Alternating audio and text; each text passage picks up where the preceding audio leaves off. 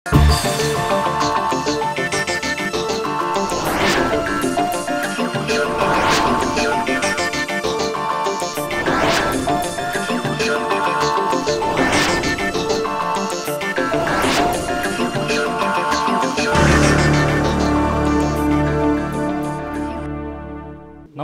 दर्शकवृन्द, कार्यक्रम अर्थ राजनीतिको साथमा म जितेन्द्र रसिक उपस्थित भएको छु।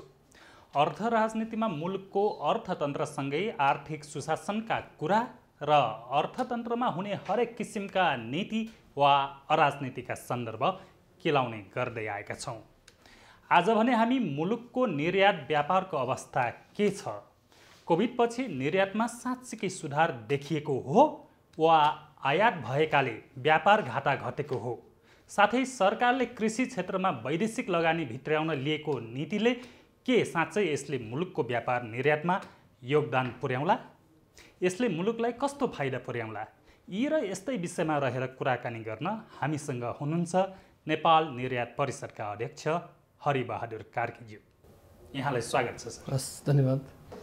गत पुस 22 गते निर्यात दिवस मनाउनु भयो। हजुर, कोभिडपछि सबै क्षेत्र प्राय समस्याग्रस्त बने, तर निर्यात चाहिँ बढ्यो, निर्यातमा चाहिँ सकारात्मक देखियो, यसले व्यापार घाटा कम गर्यो भन्ने छ। यो निर्यात दिवस तपाईँहरूले मनाइसक्नुपर्ने भएको छ, के छ समग्रमा निर्यात दिवसबाट सुरु गरौँ। निर्यात दिवस वास्तवमा यहाँहरूले भन्नुभएको ठिकै छ। हामीले निर्यात दिवस यो अहिले यो कोभिडको बेलामा मात्रै मनाउँदै आएको होइन, हामीले यसलाई रेगुलर रूपमा विगत 5 वर्षदेखि त हामीले मनाउँदै आइरहेको हो। अब अहिले भन्नुपर्दा यो कोभिडको असहज परिस्थितिमा पनि हामीले सदा चाहिँ हामीले जुन हिसाबले हामीले मनाउँथ्यौँ अरू नर्मल बेलामा, यसपटक पनि हामीले त्यही हिसाबले मनाएका छौँ। अब यसमा खास के फरक पाउनुभयो विगतको निर्यात दिवस र यो वर्षको निर्यात दिवस? यसमा हामीले फरक भनेको के हो भने, हामी जहिले पनि यो निर्यात दिवसको गर्ने पहिला पत्रकार सम्मेलन गर्छौँ 3 दिन अगाडि। 3 दिन अगाडि हामीले यसपटक पनि पत्रकार सम्मेलन गर्दा विगतको भन्दा यसपटक झन् उत्साह रूपमा पत्रकारहरूको जमघट भएको देख्यौँ। जस्तो हामीले चासो रह्यो, धेरै रह्यो। अनि त्यसमा चाहिँ हामीले सबै कुराहरू समेटेर दिएकोले अब त्यहाँ धेरै इन्ट्रेस्टिङ कुराहरू पनि आए, पत्रकारहरूले धेरै राम्रो पोजिटिभ कुराहरू पनि गर्नुभयो। अनि यसको साथसाथै अनि हामीले प्रभात फेरी पनि मनाउँछौँ, त्यही जुन पुस 22 गते। पुस 22 गते हामीले प्रभात फेरी मनाइरहँदा लास्ट इयर जसरी मनाएको थियौँ यसपटक नि त्यसरी मनायौँ। जहाँसम्म यहाँहरूले के फरक छ पहिलाको र अहिलेकोमा भन्ने प्रश्नमा, अहिले एउटा मात्र के फरक छ भने हामीले मोस्टली ठमेलका निर्यातकर्ताहरू नै त्यसमा आबद्ध रहेको अवस्था छ। अब अहिले हामीले त्यो जुन निर्यात दिवस मनाइरहँदा हामी प्रभात फेरी भनेर अघि मैले यहाँलाई इन्डिकेट गरिसकेँ। बिहान हामीले प्रभात फेरी मनाउँदाखेरि विगतमा अब बिहानैदेखि त पसलहरू, अफिसहरू, ठमेलका पसलहरू खोल्ने अवस्था थियो भने यो बेला अलिकति पातलो। अब अलिकति कोभिडले ठमेललाई डाइरेक्ट हिट गरेको त यहाँहरूलाई सबैलाई थाहा छ। आन्तरिक बजारमा त कोभिडले अब लगभग नै नसक्ने अवस्था, आन्तरिक लगायत एक्सपोर्ट भनौँ न, अब जस्तो बाहिरबाट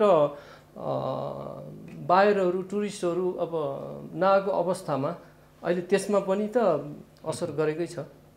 समग्रमा कोभिड पछिको निर्यातको बजार भन्न यसलाई कसरी विश्लेषण गर्नुहुन्छ? खासमा वास्तवमा भन्ने हो भने कोभिड पछि निर्यात घट्नुपर्ने भन्ने जस्तो अब यसो बाहिरबाट समग्रमा हेर्दाखेरि देखिन्छ। तर अहिले ठ्याक्कै उल्टो भएको छ।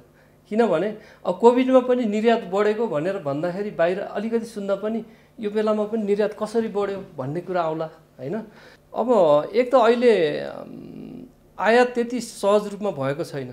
आयात घट्ने बित्तिकै निर्यात त अलिअलि भयो नि, त्यसै अभियसली बढ्ने नै भयो, होइन? अनि अर्को कुरा के छ भने निर्यातको लागि जुन हामीले कच्चा पदार्थ आयात गरेर त्यसलाई फेरि प्रोसेसिङ गरेर म्यानुफ्याक्चर गरेर अनि हामीले निर्यात गर्छौँ, त्यसमा चाहिँ के भएको छ भने अहिले आयात त्यति सहज नभएको अवस्थाले गर्दा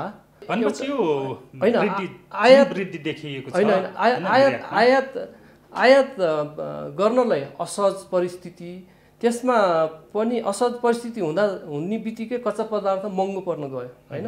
अनि महँगो पर्ने बित्तिकै हाम्रो यता प्रोडक्सन कस्ट पनि महँगो पर्न गयो। अनि महँगो परेपछि के भयो भने अनि प्रोडक्सन कस्ट हाई भएपछि एक्सपोर्ट पनि हाई भयो। हाई भएपछि भ्यालुको आधारमा त्यो हामीले एक्सपोर्ट गर्दा पनि जस्तो पहिला हामीले नर्मल बेलामा 500 रुपियाँमा हामीले त्यो वस्तु पठाइन्थ्यो भने अब अहिले त त्यो कस्ट बढेर त ढुवानीदेखि लिएर सबै कुराहरू बढेको छ। त्यसले गर्दा 700 रुपियाँसम्म कस्ट बढेको छ होइन। अनि त्यसले गर्दा पनि यो निर्यात बढेको देखिन्छ। तर हामी त्यो निर्यात बढ्यो भन्दैमा हामी सन्तोषजनक हामी चाहिँ छैनौँ, किनभने यो निर्यात बढ्यो भनेर हामी फुलेर बस्नुपर्ने अवस्था छ। बढेकै अवस्था हो कि रियालिटीमा होइन? यो चाहिँ आयात कम हुँदाखेरि चाहिँ यो वृद्धि भएको जस्तो देखिएको मात्र होइन, त्यो दुवै छ। किनभने अब अहिले यसो हेर्दाखेरि लास्ट इयरको हामीले अब चार महिनाको आँकडा हेर्दाखेरि त्यो आँकडामा अलिकति बढेको देखिन्छ। किनभने अब हवाई भाडा पनि वृद्धि छ होइन। जस्तै आर्थिक वर्ष 2076-77 को पहिलो 4 महिनामा व्यापार घाटा 4 खर्ब 14 अर्ब 1 करोड रुपियाँ पुगेको थियो। हजुर 2077-78 मा सोही अवधिमा यस्तो घाटा चाहिँ 3 खर्ब 62 अर्ब 29 करोड रुपियाँ रहेको छ। व्यापार घाटा त घटेको देखियो होइन। यसलाई अब बढेको मान्ने कि आयात घटेको कारण चाहिँ यो व्यापार घाटा होइन घटेको मान्ने? होइन, बढ्न त व्यापार घाटा त घटेकै हो होइन। आयात घटेपछि निर्यात त अभियसली त्यो अलिकति अब बढेको देखिहाल्छ। विशेष गरी नेपालले कुन कुन वस्तु र सामग्रीहरू अहिले निर्यात गरिरहेको अवस्था छ? नेपाल निर्यात परिषद इकोनले हामीले नेपालमा उत्पादित जुनसुकै सामानहरू पनि हामी निर्यात गर्छौँ। जस्तै हामीले अब यसमा भन्नुपर्दा कार्पेट, अब पस्मिना भयो, ह्यान्डिक्राफ्ट भयो, स्ट्याचुज भयो, कृषिजन्य उपजहरू नमिनल मात्रामा छ। कृषिजन्य उत्पादन भनेको हामीले अहिले पेरिसेबल गुड्सहरू पनि जान लागेको छ यो गल्फ कन्ट्रीहरूमा। तर त्यसमा त्यति हामीले सोचे जस्तो हिसाबले गर्न सकिएको छैन, किनभने अब हरेक कुराहरू छ यो कृषि उपजहरूमा पनि। यसपालिको यो 4 महिनाको आँकडामा भन्सार विभागकै तथ्याङ्क हेर्ने हो भने पनि भटमासको तेल हजुर सबैभन्दा बढी चाहिँ निर्यात भयो भनिन्छ क्या। हजुर यो भटमासको तेल निर्यात हुनमा त्यो नेपालकै उत्पादनले मात्र त सम्भव छैन। वास्तविकता के हो? अब यो यस्तो हो, अब यो तपाईँ चाहे भटमासको तेल भन्नुहोस्, चाहे पाल्म ओइल भन्नुहोस्, यो सबै बाहिरबाट इम्पोर्ट भएर यहाँ अलिकति प्रोसेसिङ गरेर एक्सपोर्ट हुने हो। यो मुलुकको लागि भनेर तेस्रो मुलुकबाट आयात गर्ने अनि त्यसपछि त्यसलाई प्रशोधन गरेर तेल निकालेर खाने तेलको रूपमा भारत निर्यात गर्ने। यसले त एक खालको अहिले बजारमा तेलको मूल्य वृद्धि छ। हजुर गत असोज या कार्तिकदेखि यता हेर्ने हो भने पनि प्रति लिटर होलसेल मूल्यमै 15 देखि 20 रुपियाँसम्म वृद्धि भएको देखिन्छ। हजुर यसले त नेपालमा आएको कच्चा पदार्थ प्रशोधन गरेर नेपालमै तेल वितरण गर्नुपर्नेमा बढी नाफाको लोभले व्यवसायीहरूले भारत पठाए भन्ने आरोप छ क्या तपाईँहरू? हजुर यस्तो चाहिँ किन हुन्छ? होइन, अब यसमा यस्तो छ, अब तपाईँले व्यापार गर्ने भनेपछि जहाँ नाफा व्यापारीले जहाँ देख्छ त्यहाँ गर्छ होइन। भनेपछि फेरि निर्यात गर्ने भनेपछि अब फेरि निर्यात गर्ने भनेपछि त्यसको प्रोसेस अर्कै भयो।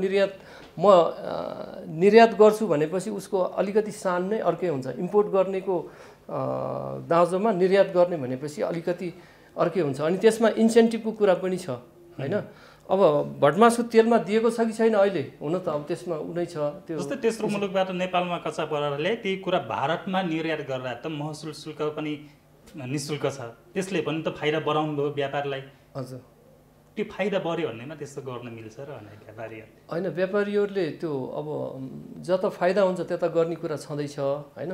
अब यसमा अब यस्तो कुराहरू आफ्नै देशको उत्पादन गरेर बिक्री गर्न निर्यात गर्न सक्यो भने सो मच बेटर होइन।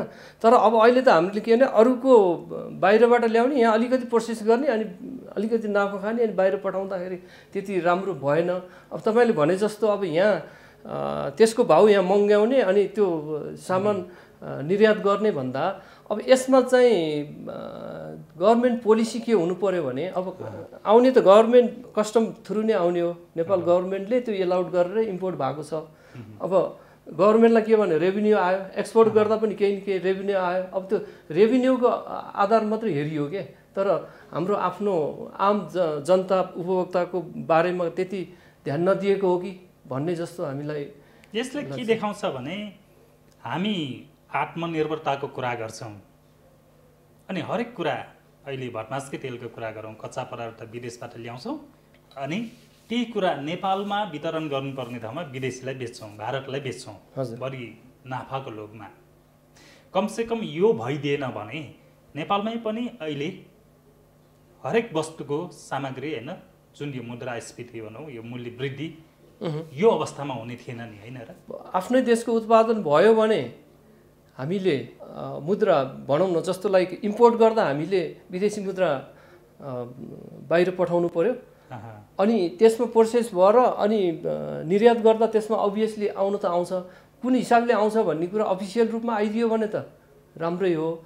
तर अनअफिसियल रूपमा आएर त्यो भयो भने त्यति राष्ट्रको राज्यको लागि राम्रो भएन।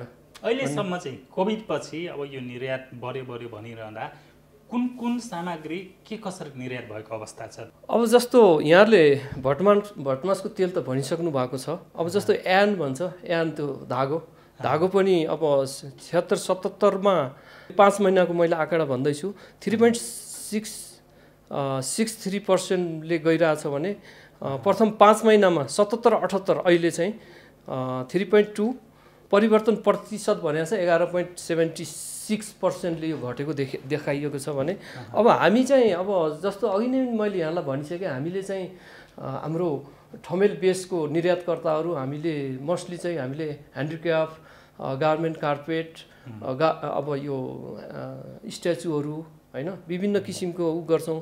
अब भटमासको तेल भन्दाखेरि अब यो हाम्रो जुन निर्यात व्यवसायी छौँ हामीले त्यो चाहिँ अहिले चाहिँ डाइरेक्ट रूपमा एक्सपोर्ट गरेको अवस्था छैन भने मैले अब गलैँचाको कुरा गरेँ, अलैँची भयो अनि जुटका उत्पादन भयो, गार्मेन्ट्सको त मैले कुरा गरिसकेँ, चिया फेल्ट, जुस अनि यो कपडा भनेको जुन हाम्रो मेटेरियल लाइक हाम्रो यहाँ नेपालमै बनेको कपडाहरू पनि निर्यात गरिन्छ। यो निर्यातको विषय जोडिरहँदा चाहिँ नेपालका हरेक उत्पादनहरू विदेशी मुलुकहरूले यो खरिद गर्ने क्रममा अति कम विकसित मुलुक भएकै कारणले पनि उनीहरूले खरिद गर्नुपर्ने प्रावधान छ हैन? त्यो अनुसार पनि हाम्रो निर्यात भइरहेको अवस्था हो। अब त्यो हो। अब अहिले मात्रै तपाईँले यो कुरा उठाइहाल्नु भयो। अमेरिकाले अहिले के गरेको छ भने जिएसपी हाम्रो जुन नेपालबाट निर्यात गर्ने सामानहरूमा पहिला हामीले त्यो जुन भन्सार सुविधा पाएका थियौँ, अहिले मात्रै यो 2021मा उहाँहरूले यो अहिले कटअफ गरेको अवस्था छ भन्ने हामीलाई सुन्नमा आएको छ। त्यो अब यसको बारेमा अब हामीले यसलाई लबिङ गर्दैछौँ। जस्तो हाम्रो अब नेपालको पूर्व अर्थमन्त्री डाक्टर युवराज खतिवडाज्यू हुनुहुन्छ, उहाँसँग हामीले यो बारेमा छलफल गर्ने हामीले एउटा समय लिएका छौँ अनि त्यो भएर यस बारेमा हामीले उहाँसँग सामानलाई जुन हामीले पाइरहेको भन्सार सुविधाको निरन्तरता होस् भनेर हामीले उहाँलाई रिक्वेस्ट गर्दैछौँ। भनेपछि ती सुविधाहरूमा निरन्तरता अहिले छैन। अहिले 2021मा अहिले कट अफ गरेको छ भन्ने हामीलाई जानकारी। नीतिगत रूपमा के समस्या छन् निर्यात क्षेत्रमा चाहिँ? अब नीतिगत रूपमा भनियो भने खास भनियो भने नेपालले निर्यातको लागि कुनै नीति नै बनाएको जस्तो लाग्दैन हामीलाई। एउटा पोलिसी हुन्छ नि, निर्यातको लागि यो गर्ने यसलाई यति बजेट छुट्याउने यसो गर्ने। हामी आत्मनिर्भरताको ठुला कुरा गर्छौँ तर जहाँ गर्नुपर्ने ठाउँ छ त्यहाँ केही काम छैन। आयातलाई बढी पर्से दिया छ भने निर्यातलाई त्यति छैन, किनभने आयातबाट उहाँहरूलाई राज्यलाई धेरै रेभिन्यू आउने भयो, निर्यातबाट रेभिन्यू आउने भएन। एउटा निर्यात गर्दाखेरि हामीले 113 रुपियाँ एउटा भन्सारको फार्म भर्दाखेरि एउटा तिर्छौँ भने त्यही सामान इम्पोर्ट गर्दाखेरि राज्यलाई अब लाखौँ रुपियाँ पनि रेभिन्यू आउन सक्छ। त्यसले गर्दा उहाँहरूको इन्ट्रेस्ट निर्यातलाई भन्दा आयातलाई बढी प्राथमिकता दिने जस्तो देखिन्छ अहिले। तर यो त मुलुकको हितको लागि जस्तो हितको लागि होइन, यो यसले हामीलाई दिनानुदिन परनिर्भरतातिर धकेलिरहेको अवस्था छ नि। अब के गर्नु पर्ला? अब यसलाई यस्तो अवस्था छ, नीतिगत रूपमा पनि हामी यो व्यवस्थापनको लागि तयार छैनौँ अथवा तयार भइसकेको अवस्था छैन। अब तपाईँ व्यवसायीहरूले पनि त अब भूमिका खेल्नुपर्ने बेला आयो नि यस्तो बेला। होइन, यो नै भनेर हामीले हरेक वर्ष यस्तो यो कोभिडको बेलामा पनि निर्यात दिवसलाई हामीले प्रायोरिटी दिनुपर्छ भनेर यस्तो विषम परिस्थितिमा पनि हामीले मनायौँ। प्रभात फेरी अघि त यहाँलाई भनिसके, प्रभात फेरीमा हामीले सबै सङ्घ संस्थाको अध्यक्षज्यूहरू पदाधिकारीज्यूहरू इभन अलिकति अब दिवसका लागि दिवस मनाएर मात्र पनि भएन, तपाईँहरूले नीतिगत रूपमा सुधार गर्न सरकारलाई दबाब पनि दिनु पर्यो नि होइन?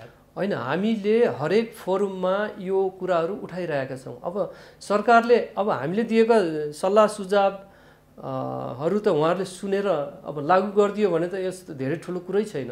अब मुलुकलाई अति कम विकसित मुलुकबाट चाहिँ विकासशील मुलुकमा लान हामी तयारी अवस्थामा छौँ भनेर सरकारले भनिसकेको अवस्था छ। यदि कम विकसित मुलुकबाट विकासशील मुलुकमा जाने हो भने हाम्रो मुलुकको निर्यात व्यापार क्षेत्रलाई कस्तो खालको प्रभाव पार्ला, त्यसलाई प्रभाव पार्छ भन्ने लाग्छ कि लाग्दैन? निर्यात क्षेत्रलाई त यसले, मैले अघि नै भने कमसेकम अति कम विकसित मुलुक भएकै कारणले नै हाम्रो सामग्रीहरू विदेशीले किन्न होइन एउटा मापदण्डभित्र रहेर किन्नै पर्ने प्रावधान छ। यता पनि असर पार्ला नि देशले। अब यो कम विकसितबाट विकासशीलमा जानलाई अब यसको लागि अब के हुनु पर्यो भने निर्यात बढाउनेकै कुरा भयो के। निर्यात बढायो भने अति कम विकसितबाट विकासशीलमा जाने हो होइन।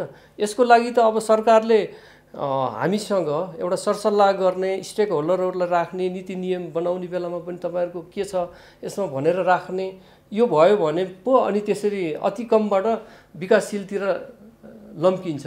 तर हामी त अब अहिले त झन् अति कमबाट झन् अति कमतिर लागेको अवस्था नै हुँदै गइरहेछ नि। अर्थविदहरूले चाहिँ अब विकासशील मुलुकमा जान हामी हतार नगरौँ होइन, यसले चाहिँ राज्यले पाइरहेको विदेशी ऋण होइन सहयोग सुविधाहरू अब कटौती हुन्छ, मुलुक त झन् विकासतर्फ भन्दा पनि झन् पछाडि हट्नेछ भन्ने चिन्ता व्यक्त गरिरहेका छन्। तपाईँले चिन्ता व्यक्त गर्ने कुरा एकातिर छ, तर सधैँ त्यस्तो चिन्ता व्यक्त गरेर हामी सधैँ अति कम विकसित मुलुकमा मात्रै सूचीकृत भएर बस्नु भनेको त नि राम्रो होइन। हामी आफू आत्मनिर्भर हुनलाई त हामीले त पहिलो कुरा के हो भने निर्यात बढाउनु पर्यो। निर्यात बढाउन लागि निर्यातकलाई दिनुपर्ने सेवा सुविधा अब इन्सेन्टिभको कुरा छ। अब अहिले इन्सेन्टिभ लिन पनि हामीले 2-4% दिने भनिरहेछ, त्यही लिनलाई पनि हाम्रो फेरि त्यही 2-3% खर्च हुने अवस्था छ, झन्झट छ। निर्यात बढाउन पनि नेपालमा अथाह उत्पादन त हुनु पर्यो नि। अथवा उत्पादन नभइकन निर्यात गरेर काम छैन। जस्तो अघि नै तपाईँले भन्नुभयो भटमास तेल, पाल्म ओइल विदेशबाट आयात गरेर थोरै भ्यालु एड गरेर पठाएको त्यो चाहिँ त्यसको कुनै महत्त्व छैन। त्यो त एउटा ट्रेडिङ गरे, उताको माल यताको माल उता गरेर त्यो गर्दाखेरि कुनै न रोजगार सिर्जना हुन्छ न कहीँ कतै भ्यालु एड भन्ने कुरा अब थोरै नमिनल मात्रामा के गर्नु पर्ला। अब आयात भन्दा एकदम न्यून होइन निर्यात छ, यो कोभिड पछि मात्र बढेको देखियो आयात कम भएकोले। अब यसको सन्तुलन मिलाउन चाहिँ के गर्न आवश्यक देख्नुहुन्छ? अब यो सन्तुलन मिलाउन त मैले त भन्दै आएको छु के भने अब आयातलाई प्रतिस्थापन गरौँ। आयातलाई प्रतिस्थापन गर्नलाई के गर्नु पर्यो? निर्यातकर्ताहरूलाई सुविधा दिनु पर्यो। कुन कुरामा सुविधा दिन सकिन्छ? जस्तो अहिले अननेसेसरी सामानहरू इम्पोर्ट भइरहेछ होइन, ती सामानमा बरु ट्यारिफ बढाइदिने, केही न केही ट्यारिफ बढाउने, किनभने त्यो त यो विलासिताका सामानहरू हुन् होइन। त्यसमा केही पर्सेन्ट बढाइदिएर त्यो पर्सेन्ट यता निर्यातकहरूलाई दियो भने अनि त्यो जुन इम्पोर्ट गर्ने मान्छेहरू पनि अलिकति अब निर्यातमा यसमा सहुलियत सुविधा यसमा फाइदा छ भनेपछि त अभियसली त्यो आयात गर्ने मान्छेहरू निर्याततिर आउँछ होइन। त्यसले गर्दा देशलाई त टेवा पुग्ने भयो नि त। अब तपाईँले यो भनिरहँदा हामीले निर्यात बढाउन पनि त मुलुकभित्र धेरैभन्दा धेरै रोजगार सृजना गर्नु पर्यो, कल कारखाना उद्योगहरू खोल्नु पर्यो होइन, यी लगायत काम पनि त हुनु पर्यो नि होइन र? होइन, यो हुने भन्ने छँदैछ। जस्तो म एउटा उदाहरण दिन्छु तपाईँलाई। जस्तो अहिले वैदेशिक लगानीको नाममा भन्नुहोस् है, अब जस्तो होटल रेस्टुरेन्ट अब इभन पसलै पनि होइन छ्यास्याती खोलेको अवस्था छ। तर त्यसमा के छ भने वैदेशिक लगानी भित्रिएको छ भन्छ, तर विदेशीहरूले आएर यहाँ खुल्याम रूपमा होटल रेस्टुरेन्ट अथवा पसलहरू खोलेको अवस्था छ। त्यसमा अब गभर्मेन्टले केही पनि मोनिटरिङ गरेको छैन। अब जस्तो हामी नेपालीहरू यहाँबाट विस्थापित भएको अवस्था छ भने विदेशीहरू आएर यहीँ नेपालबाट पैसा कमाएर गएको अवस्था छ। गभर्मेन्टले यसमा विशेष गरी आफ्नो नीति नियम कस्तो बनाउने हो, वैदेशिक लगानीमा कतिसम्म कोलाई हामीले यहाँ यसरी सीमाङ्कन गर्नु पर्यो। अब यहाँ त त्यसको व्यवस्थापनै जस्तो लाग्दैन। नेपालभित्र होइन गर्ने सम्भावना भन हरेक उद्यमीहरूको लागि प्रशस्त सम्भावना छ, तैपनि हामी चाहिँ खाडी मुलुक धाउनुपर्ने अवस्था छ होइन। रोजगार खोज्दै विदेशको भरमा पर्नुपर्ने अवस्था छ। त्यसको लागि त राज्यले के गर्नु पर्थ्यो? तपाईँ व्यवसायीहरूले पनि राज्यलाई एउटा बाटो देखाइदिन सक्नु पर्थ्यो नि होइन। बाटो देखाउने हामीले विभिन्न फोरमहरूमा यस्ता कुराहरू उठाउँदै आएको छ होइन, आइरहेका छौँ। तर अब सुन्नेले सुन्दैन भन्नेले मात्र गर्छ के भन्ने छ नि। अब त्यो हामीले भन्ने चाहिँ भन्दैछौँ, का कराउँदैछ, पिना सुक्दैछ। यसो पनि त गर्न सक्ला नि, सरकारलाई नीतिगत सुधारका लागि दबाब दिने, उहाँहरूले नीतिगत सुधार गर्ने, तपाईँ व्यवसायीहरूले काम गर्ने, यसरी त मुलुक अगाडि बढ्न सक्ला नि त। अब यस्तो छ क्या, अब जस्तो अहिले हामीले भन्दै आएको, अब अहिले निर्यातमा के छ भने अब अहिले यो कोभिड पछि चर्को हवाई भाडा छ होइन। अब त्यो हवाई भाडामा पनि उहाँहरूले अलिकति सब्सिडी दिएर निर्यातलाई सब्सिडी दियो भने हाम्रो सामान सस्तो हुन्छ। एक त बाई इयरबाट मोस्टली हामीले निर्यात गर्ने बाई इयरबाट हो। बाई इयरको एक त हाम्रो हवाई भाडा नै महँगो छ, त्यसैमाथि पनि अहिले हवाई भाडा 2 गुणा 3 गुणा बढेकोले अब त्यसमा झन् महँगो भइरहेछ। अनि अर्को कुरा हाम्रो जनशक्तिको कमी त्यो छँदैछ। त्यसमा पनि सरकारले अलिकति यसलाई कसरी अब तालिम दिएर हुन्छ अथवा ओरिएन्टेसन दिएर हुन्छ भन्ने कुराहरू छ। अब त्यो चर्को ब्याज दरको कुरा त हामीले उठाउँदै आएको, अब अहिले चाहिँ अलिकति ब्याज दर त घटिरहेको अवस्था हो। तैपनि त्यसमा अब निर्यातकहरूले इन्टरटेन गरेको अवस्था अहिले अझै पनि हामीले त्यो देखेका छैनौँ भने अब अघि नै यहाँहरूलाई भनिसकेँ निर्यातमा अब वृद्धिको लागि एउटा समस्याहरूको बारेमा। अब जस्तो इन्सेन्टिभ दिने भनेको छ, निर्यात बढाउनको लागि हामी इन्सेन्टिभ दिन्छौँ भनेर उनीहरूले बजेट छुट्याएको पनि छ। 2देखि 4% दिने भनेको छ। अब त्यो 2देखि 4% लिनलाई हामीले पहिलेदेखि झन्झट त छँदैछ। अनि त्यो फेरि त्यो लिनलाई अर्को 1-2% फेरि खर्चनु पर्ने, अब त्यस्तो कुराहरू भयो। अनि अब गभर्मेन्टले अब बजार प्रवर्धन यो प्रमोसनमा अलिकति केही ध्यान दिनुपर्ने, उहाँहरूले हामीलाई अब मेलामा भाग लिनको लागि केही सब्सिडी दिने भन्ने हुन्छ। त्यहाँ अब एउटा प्रमोसनल एक्टिभिटिजहरू गर्ने हुन्छ विदेशहरूमा। अनि अब अघि नै मैले भनिसकेँ कच्चा पदार्थ ल्याउनलाई ढुवानी अहिले 25देखि 35% महँगो भएको छ। अब त्यो महँगो हुने बित्तिकै हामी त अब गभर्मेन्टको मोनिटरिङ पोलिसी त्यति छैन, इफेक्टिभ छैन। अनि त्यसले गर्दा भाडामा पनि जथाभावी भन्ने छ। सरकारी निकायहरूबाट पनि विभिन्न फोरमहरूमा अब भाग लिएर अब यो निर्यातलाई कसरी बढाउन सकिन्छ भन्ने कुरा छैन।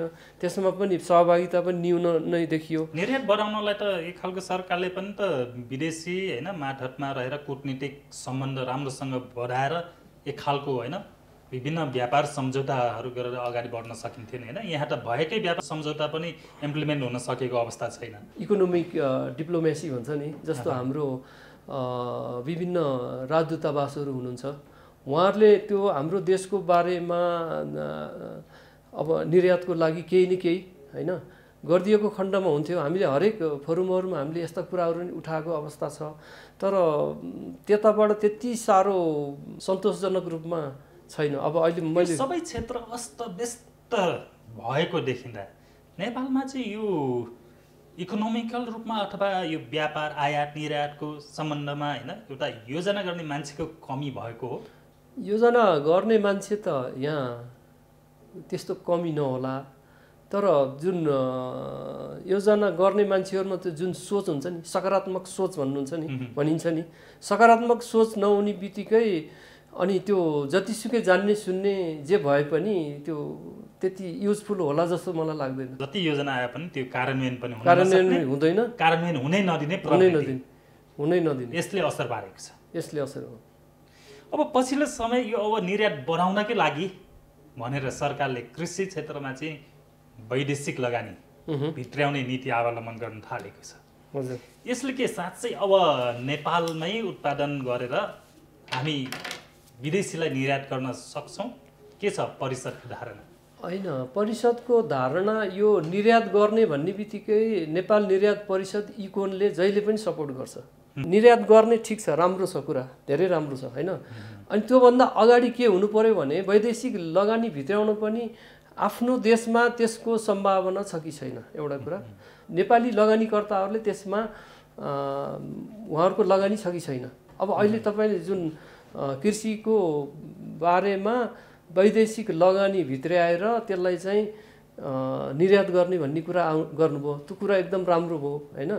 अब यसमा अलरेडी हाम्रो नेपाली लगानीकर्ताहरूको त्यसमा 85 अरबको लगानी छ भने अब त्यो लगानीलाई कि त्यसैलाई अब उनीहरूसँग जोइन्ट भेन्चर गरेर गर्ने हो भने त्यो राम्रो हो। तर नयाँ लगानी ल्याएर फेरि उनीहरूलाई विस्थापित गरेर अनि त्यसलाई जुन 85 अरब जुन लगानी छ त्यसलाई धराशायी बनाउने कुरा हो भने निर्यातको नाममा त्यो फेरि अर्को कलङ्क हुन्छ जस्तो लाग्छ मलाई।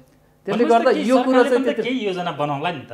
होइन, यो योजना बनाउनुभन्दा पहिला त्यो स्टेक होल्डरहरू हुन्छ नि, जस्तो कृषिको कुरा गर्नुभयो, कृषिमा एफिलिएटेड मान्छेहरू को छ त होइन। कृषि भयो, पशुपन्छी भयो, अब सबै कुराहरू हुन्छ नि यसमा। अब नेपालमा चाहिँ कस्तो छ भने हाम्रो मुलुकको हकमा हेर्ने हो भने सानो सानो लगानी गर्ने होइन, ठुलो लगानी पनि गर्न नसक्ने, अनि मुलुकभर आफूले उत्पादन गरेको सामग्रीहरू कृषि उपजहरू पुर्याउन पनि नसक्ने, अनि अहिले हाम्रो भान्सामा पाक्ने हरेक खाद्य वस्तुहरू मकैदेखि दाल दहन होइन, चामलदेखि आयात गरेर खानु परेको इभन गुन्द्रुक पनि आयात भएको छ अहिले, आयात भएको छ। चाइनाबाट अवस्थामा हामीले विदेशी लगानी भित्राएर मुलुकमै किन नगर्ने त? मुलुकमै गरेर त्यो मास होइन उत्पादन भनिन्छ नि, त्यो गरेर निर्यात गर्न सक्यौँ भने त्यसले त एक खालको मूल्य वृद्धि पनि कम गर्ला होइन, प्रविधिको प्रयोग पनि होला। होइन, त्यो ठिक छ, त्यो राम्रो हो। तर त्यो गर्नुभन्दा पहिला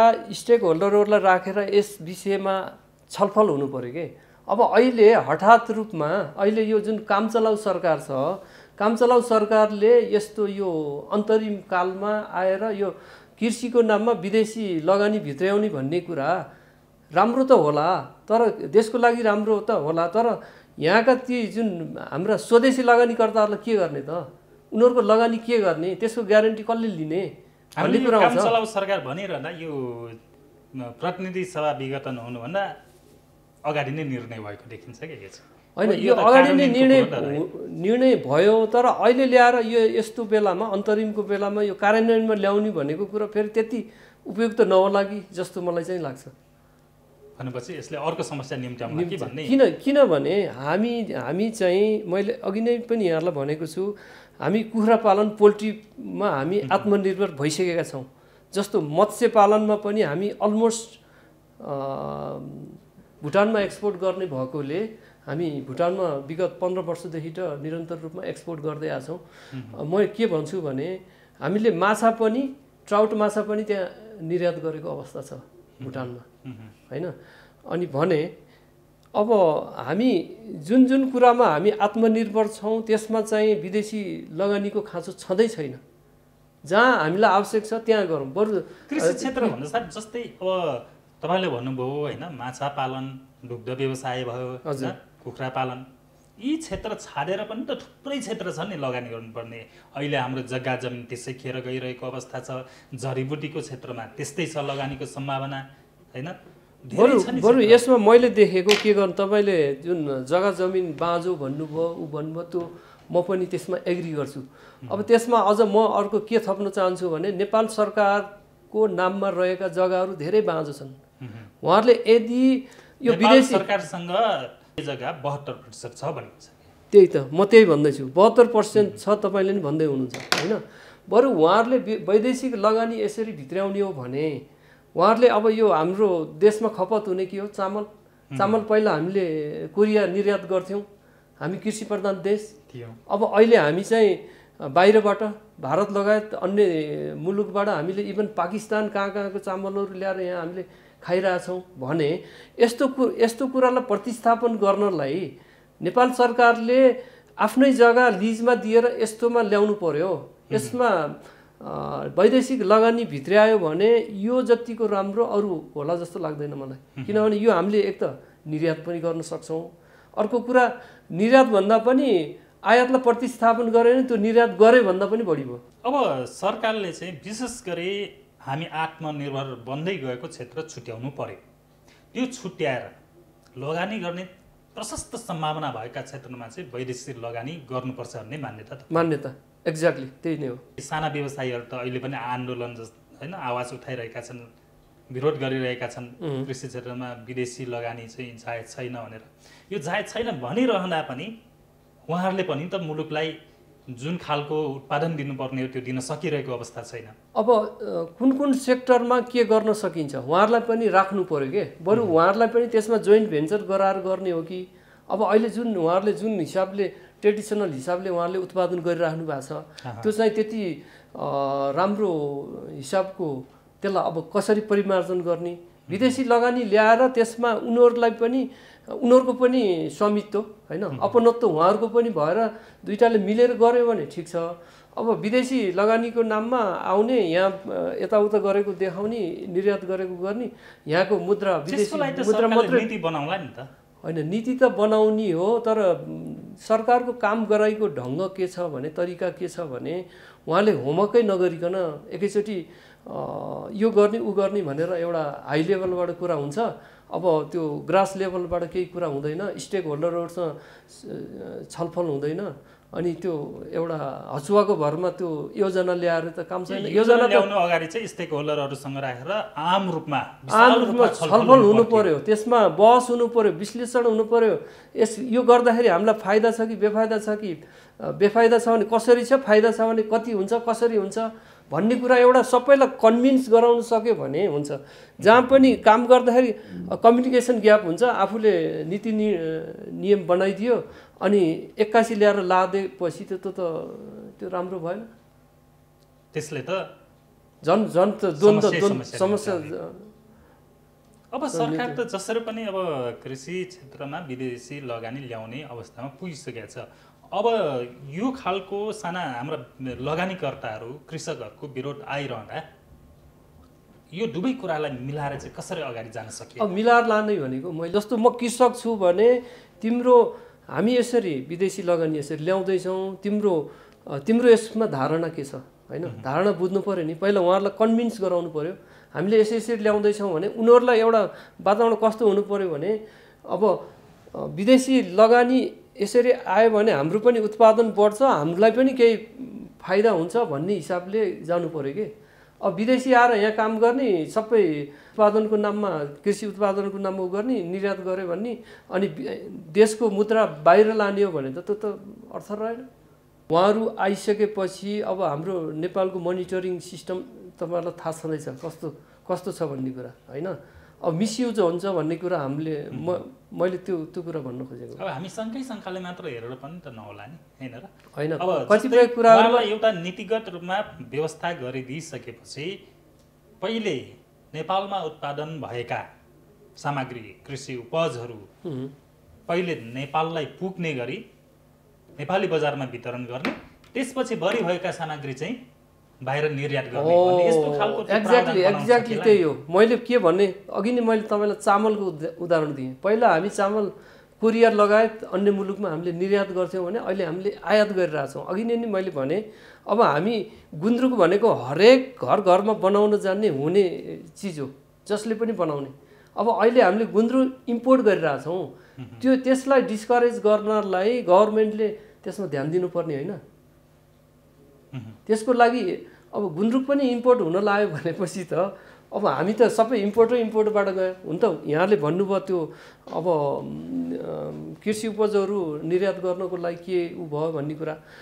अब मैले फेरि पनि जोड दिएर भने स्टेक होल्डरहरूलाई त कन्भिन्स गराउनु पर्यो, बस हुनु पर्यो।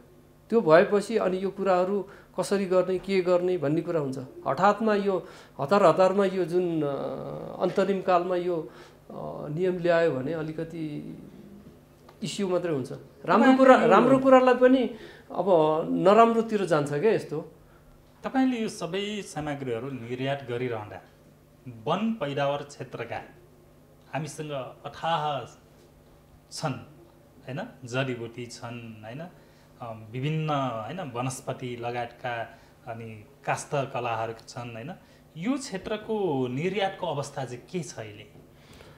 अब अहिले जडीबुटी भन्नुभयो, काष्ठकला भन्नुभयो, काष्ठकलाको अहिले चाहिँ त्यति राम्रो एक्सपोर्ट भएको अवस्था होइन अहिले। किनभने यो काष्ठकला भनेको यो हाम्रो मूर्तिकला काष्ठकला भनेको विदेशीहरू यहाँ हाम्रो जस्तो बायरहरू यहाँ आएर हेरेर उनीहरूले डिजाइन हेरेर प्राइसिङ गरेर यो महँगो चिज हो हैन, प्राइसिङ गरेर लाने चिज, अर्डर गर्ने चिज हो। अब भएको अर्डर पनि अहिले होल्ड भएको अवस्था छ। त्यसले गर्दा यो क्षेत्र अलिक खस्केको अवस्था हो। जहाँसम्म तपाईँले जडीबुटीको कुरा गर्नुभयो, मैले जडीबुटी कुरा गर्दाखेरि मैले एर्सा गुम्बाको कुरा गर्छु यहाँलाई। एर्सा गुम्बा हाम्रो के छ भने हाम्रो देशमा धेरै एक सिजनमा आउँछ, त्यो हामीले रको रूपमा हामीले निर्यात गरिराखेका छौँ। त्यसमा प्रोसेसिङ गरेर हामीले निर्यात गर्न सकेको खण्डमा त्यसमा भ्यालु एडेड जुन अहिले हामीले जुन हिसाबले पठाएका छौँ त्योभन्दा 100 गुणा हामीले भ्यालु एड गरेर पठाउन सक्छौँ।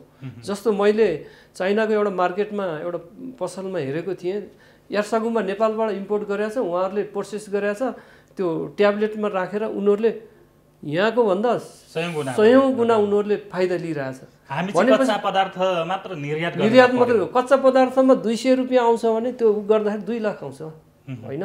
स्मार्ट वर्क भन्छ नि, स्मार्ट हुनु पर्यो क्या हामी। अब जुन कुरा पनि ट्रेडिसनल हिसाबले गर्ने काम गर्ने तर त्यसबाट बेनिफिट लिन नसक्ने, प्रफिट लिन नसक्ने छ। अब यस्तो कुराहरूमा अलिकति ध्यान दिन सक्यो भने आयातभन्दा निर्यात बढ्ने सम्भावना धेरै छ। जस्तै चिराइतोकै कुरा गरौँ, हामी भारीका भारी चिराइतो पठाइदिन्छौँ अनि विदेशीहरूले त्यसलाई दबाई भनेर अरबौँ खरबौँ गर्छन्, हामीले फेरि इम्पोर्ट गरेर हुन्छ कति कुराहरू। अब यो नीति नियम अब पोलिसी भनौँ, वन पैदावारकै क्षेत्रलाई जोड्न चाहिँ वन पैदावारको क्षेत्रलाई कसरी अगाडि बढाउन सकिएला? अब तपाईँले उत्पादनमुखी बनाउन सकेको छैन। वन पैदावार भन्दा साथ हामी वनस्पति जान्छौँ, जडीबुटीका कुरा जान्छौँ, धेरै अथाह जडीबुटी छन् कि नेपालमा, जडीबुटीकै देश भनेर चिनिन्छ नि होइन। अब जडीबुटीलाई पनि मैले अब अघि नै त्यो एर्सा गुम्बाको यहाँलाई मैले उदाहरण दिएँ। जडीबुटी पनि हामीले धेरै कुराहरू बनाउन सकिन्छ। जस्तो गुर्जोको कुरा गर्नुहुन्छ, अब अहिले गुर्जो हरेक कोरोनाका कारण गुर्जोको चिया पिउन थालेका छन्। हरेकको घरमा गुर्जो छ अहिले हैन। अब त्यस्तै प्लान्टहरू हामीसँग धेरै छन्। यी प्लान्टहरू यो के अरे यो जडीबुटीहरू सबै अब के अरे किलोको भाउमा, बोराको भाउमा धमाधम भारत निकासी भएको छ, चाइना गइरहेछ भनेपछि हामीले त्यहाँ त्यही भ्यालुको कुरा हामीले 200 रुपियाँको चिज उनीहरूले लिएर गइरहेछ भने 20 लाख रुपियाँ त्यसमा कमाइरहेछ। त्यो हामीले एउटा प्रोसेसिङ गर्ने, जस्तो मैले गभर्मेन्टले के गरिदिए हुन्थ्यो भन्ने कुरा गर्नुभयो नि अघि। अब यो कुरामा उहाँहरूले ट्रेनिङ दिने हो कि बाहिर पठाउने हो कि अथवा त्यो प्रोसेसिङ गर्ने मेसिन ल्याउने हो कि होइन, यस्तो कुराहरूमा ध्यान दिनु पर्यो। त्यो भयो भने त हामीले यहीँ रोजगार पाउँछ, विदेश जानु पनि परेन। अब अहिले त्यत्रो यो कोभिडको बेलामा मान्छेहरू यति आफ्नो देश बरु मरे पनि देशमा मर्छु भनेर कति हाम्रो नेपाली दाजुभाइहरू आउनुभयो। त्यसको 1-2 महिना नपुग्दै बरु मरे भुइँ मरिन्छ, खाना अब मर्नुभन्दा बोलाउनु निको। हाम्रो व्यवसायलाई स्मार्ट बनाउने नीति पनि भएन, प्रविधि पनि भएन। जुन प्रविधि भित्र्याउन चाहिँ सरकार लागि पर्नु पर्थ्यो र कृषकलाई प्रोत्साहन गर्ने, लगानीकर्तालाई प्रोत्साहन गर्नुपर्ने त्यो अवस्था भएन। अब व्यापार घाटा घटाउनको लागि अथवा आयात सँगसँगै निर्यात पनि उत्तिकै बढाउनको लागि तपाईँले बुढागत रूपमा हामीले यो गर्न सके हामी सफल हुनेछौँ भन्ने के छ? छिमेकी राष्ट्र भारतकै कुरा गरौँ, त्यहाँ एक्सपोर्टमा उहाँहरूले जस्तो 10 देखि 15% इन्सेन्टिभ विदिन अ मन्थ त्यो जुन एक्सपोर्टरहरूलाई दिएको अवस्था छ होइन। जस्तो हाम्रोमा यहाँ 2 बाट 4% बल्ल भएको थियो, त्यही लिन पनि एकदम झन्झट भनेर अघि नै मैले भनिसकेँ। सुरुमा त्यो त्यो कोष स्थापना गरियो। कोष स्थापना गर्ने सालमा के भयो भने दाल इम्पोर्ट गरियो। अघि भटमासको तेल भने कुरा त भइ नै हाल्यो। मैले भन्न खोजेको चाहिँ मुलुकले पहिले कुरा त निर्यात बढाउनलाई त निर्यात गर्नुपर्ने सामग्री हुनु पर्यो नि हामीसँग, हुनु पर्यो। त्यसको लागि त अथाह कल कारखाना, उद्योग होइन, प्रविधि भित्राउनु पर्यो, लगानी बनाउनु पर्यो होइन, त्यो गर्न त आवश्यक छ नि। अब त्यसको लागि के गर्नु पर्यो भने सरकारले आह्वान गर्नु पर्यो। अब तपाईहरुले यसरी निर्यात गरेको खण्डमा जस्तो करको कुरा हुन्छ, कर मुक्तिको घोषणा, ल 5 वर्षलाई हामी तपाईहरुले यो निर्यात गर्ने उद्योग खोल्नुहोस् अथवा केही गर्नुहोस्, त्यसलाई चाहिँ हामी 5 वर्षको लागि हामी कर मुक्तिको घोषणा गर्छौँ भने सरकारले एउटा कुरा गर्नु पर्यो हैन। अनि अर्को कुरा के छ भने निर्यात योग्य वस्तु उत्पादन र अब निर्यातकर्ताको कुरा गरेँ मैले, सहुलियत दरमा ब्याङ्किङ ब्याज नमिनल ब्याज दरमा त्यो उपलब्ध गराउनु पर्यो, कर्जा उपलब्ध गराउनु पर्यो। अनि अर्को अब छिमेकी राष्ट्रहरूसँग प्रतिस्पर्धा पनि गर्नु छ हामीले हैन, त्यसमा विभिन्न प्रकारका छुटहरू सुविधाहरू उपलब्ध गराएको खण्डमा पनि हुने भयो। कूटनीतिक नियोग मार्फत हामीले हाम्रो निर्यात योग्य वस्तुहरूको व्यापक प्रचार प्रसार गर्ने हैन, यी विभिन्न कुराहरू छन्। अब ल्याबको अब हामीले विदेशमा अघि नै तपाईँले काठ जन्य सामग्रीहरूको निर्यातको कुरा गर्नुभयो। हामीले जस्तो अस्ट्रेलिया लगायत अन्य मुलुकहरूमा के छ भने काठका वस्तुहरू हामीले निर्यात गर्दाखेरि त्यहाँ फ्युमिगेसन गर्नुपर्ने छ। अब हाम्रो देशमा त्यो ल्याबको सुविधा छैन। अब हामीले निर्यात गर्दाखेरि त्यहाँ त्यो देशमा नाकामा त्यो उनीहरूको नाकामा पुगेपछि उनीहरूले फेरि त्यसलाई फ्युमिगेसन गर्छ। फ्युमिगेसन गर्ने बित्तिकै निर्यातकर्ता गुणस्तरको मापदण्ड होला, गुणस्तरको मापदण्ड हुन्छ हैन। अनि त्यसले गर्दा अब त्यसमा कस्ट पनि बढिरहेछ। यस्तो यस्तो कुराहरू छ। इन्टरनेसनल मार्केटमा योग्य उत्पादन हामीले गर्नै सकेको अवस्था छैन अहिले। छैन, कतिपय उत्पादन त भइ नै रहेको छ, तर जुन हिसाबले हामीले त्यसरी बढाउनु पर्ने हो त्यो बढेको अवस्था होइन। जस्तै अब मुलुक सङ्घीयतामा गइसक्यो हैन, स्थानीय सरकार छ, हरेक स्थानीय सरकार स्थानीय क्षेत्रबाट पनि त निर्यातको लागि आवश्यक उपजहरू सामग्रीहरू उत्पादन गर्न ध्यान दिनु पर्थ्यो नि। अब है तपाईहरुले के गर्नु भएको छ त्यस्तो स्थानीय निकायलाई झकझक्याउने हैन लगायत के काम गर्नु भएको छ? हैन, स्थानीय निकायहरूलाई पनि प्रदेश सरकार छ, प्रदेश सरकारले झकझकाउने। हाम्रो जुन निर्यात व्यवसायीहरू भनेको यो काठमाडौँमा मात्रै केन्द्रित छन् हैन। हामीले पाटन, ललितपुर, भक्तपुरमा त हामीले विभिन्न अब स्टेक होल्डरहरूसँग बसेर छलफल गर्ने, अन्तर्क्रिया गर्ने, यसलाई कसरी अगाडि बढाउन सकिन्छ भन्ने कुराहरू त हामीले त यो हरेक वर्ष हरेक अवधिमा गरेर आइरहेको अवस्था छ। अब यसलाई अब बढाउनको लागि अब देशमा विभिन्न कुराहरूले गर्दा अब धेरै अब्स्ट्याकलहरू छन्। त्यसले गर्दा अब अलिकति असहज नै छ अहिले। यो सङ्घीय संरचना अनुसार हरेक प्रदेशबाट निर्यात बढाउन चाहिँ अब के गर्नु पर्ला? अब प्रदेश सरकारहरू पनि अहिले अब के छ भने भर्खर स्टार्टिङ भएको अवस्था हो। अब उहाँहरूले पनि निर्यात भनेको कतिपय ठाउँमा त निर्यात भनेको त उहाँहरूलाई थाहै छैन, किनभने निर्यात भनेको अब यो नाकामा जस्तो लाइक काठमाडौँमा एउटा भयो, वीरगञ्ज भयो, विराटनगर यतिमै मात्रै सीमित छ। इभन पोखरामा पनि निर्यात भनेको कुरा खासै थाहा छैन हैन। भनेपछि अब यसलाई अवेरनेसको लागि अब गभर्नमेन्टले पनि त्यो विभिन्न अब स्थानीय तहमा यिनीहरूमा सबै अवेरनेस प्रोग्राम गर्नु पर्यो। यो गर्दै भने यो हुन्छ। अब उनीहरूलाई पनि विदेश भ्रमण लाने अथवा विदेशीहरूलाई ल्याएर त्यहाँ अब देखाउने गर्ने हैन गर्नुपर्ने हो। अब यो सायद अब भर्खर स्टार्ट भएकोले अब यसमा पनि होला। अब जस्तो किवी खेतीको अहिले धेरै व्यापक रूपमा हरेक स्थानीय क्षेत्रमा यो भइरहेको छ। यो कसरी मैले यो यहाँलाई जानकारी गराउन चाहेँ भने जस्तो मैले किवीको लागि भुटान निर्यातको लागि मैले कीर्तिपुरमा त्यसको लागि त्यो सोधपुछको लागि गएको थिएँ। अब अहिले त्यो बिरुवा पनि नपाउँदो रहेछ, किनभने स्थानीय स्तरमा अहिले चाहिँ यो किवी एक त निर्यात पनि हुने अनि यसबाट धेरै बेनिफिट भनौँ न स्वास्थ्यको लागि पनि राम्रो भएकोले अहिले किवी खेती चाहिँ हाम्रो होल नेपालमा हरेक प्रदेशमा यो फिजिएको अवस्था छ। अब यो अब यसको उत्पादन हुन त 2-3 वर्ष त लागिहाल्छ। अब यसको उत्पादन भएपछि यसको लागि हामी निर्यातको लागि अघि नै कृषिको कुरा निकाल्नुभयो होइन। यसमा चाहिँ अब हामी निर्यातको लागि हामी यसमा पहल गर्नेछौँ। हामी चाहिँ स्मार्ट हुनैपर्छ। अब स्मार्ट हुनैपर्छ। स्मार्ट नहुँदा हाम्रा भएका सामग्रीहरू पनि हामीले निर्यात गर्न सकेका छैनौँ। स्मार्ट बनेकाहरूले त नेपालमा सेल पोलेर युरोपियन मुलुकमा पनि बिक्री गरेका छन् नि, हामीसँग उदाहरण छ होइन। इभन मोमो पसल गरेर नि त्यो गरेका छन्। धेरै रेस्टुरेन्टहरूमा पनि हामीले देखिन्छ। मात्र हामीसँग नीतिगत व्यवस्था राम्रो हुनु पर्यो र त्यसलाई कार्यान्वयन गरेर अझ बजारलाई स्मार्ट होइन, लगानीकर्तालाई स्मार्ट, प्रविधिलाई स्मार्ट होइन, सबैलाई स्मार्ट बनाउँदै स्मार्ट बनाउनुपर्ने आवश्यकता छ। जस्तो स्मार्ट सिटीको कुरा गरिन्छ नि, सबै कुरा त्यही हो। विदेशीले त एउटा गुणस्तरको हिसाबले हेर्ला, एउटा फिनिसिङको हिसाबले हेर्ला होइन, हरेक मापदण्डको हिसाबले हेर्ला, प्राइसको कुरा भयो। अब अहिले यस्तो कम्पिटेटिभ मार्केट छ। अब जस्तो हाम्रो छिमेकी राष्ट्रहरू इन्डिया र चाइनामा उनीहरूसँग यति मास प्रोडक्सन हुन्छ। अति कम विकसित मुलुक भएकै कारण विदेशीले गरेको दयाको भरमा अब निर्यात रहनु भएन भन्ने रहनु भएन। आफू आत्मनिर्भर हुनु पर्यो, आफैले गर्नु पर्यो। विदेशीको भरमा विदेशीको लैमा लागेर त अब केही हुनेवालै छैन। आफैले नगरिकन मैले अघि नै भनिसकेँ, यहाँहरूले नि भन्नुभयो स्मार्ट वेमा जानुपर्छ।